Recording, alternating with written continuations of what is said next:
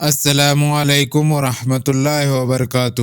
ناظرین، اس ویڈیو میں قرض کی ادائیگی کے حوالے سے ایک ایسا وظیفہ جس کے کرنے میں آپ کو 5 منٹ بھی نہیں لگتا، لیکن اس کی تاثیر یہ ہے کہ اگر کوئی شخص قرض میں جکڑ گیا ہو اور رات دن ادائیگی کے لیے پریشان رہتا ہو تو اس کو چاہیے کہ اس دعا کو پابندی کے ساتھ پڑھے۔ انشاءاللہ تعالی پہاڑ کے برابر بھی قرض ہوگا تو اس کی ادائیگی کے اسباب پیدا ہو جائیں گے۔ اس عمل کو آپ ہر دن کر سکتے ہیں، مگر جمعۃ المبارک کے دن کرنے کی زیادہ سے زیادہ کوشش کریں۔ شرط یہ ہے کہ پابندی سے عمل کرے، ناغہ نہ کرے جب تک مکمل قرض ادا نہ ہو جائے، برابر عمل کرتا رہے۔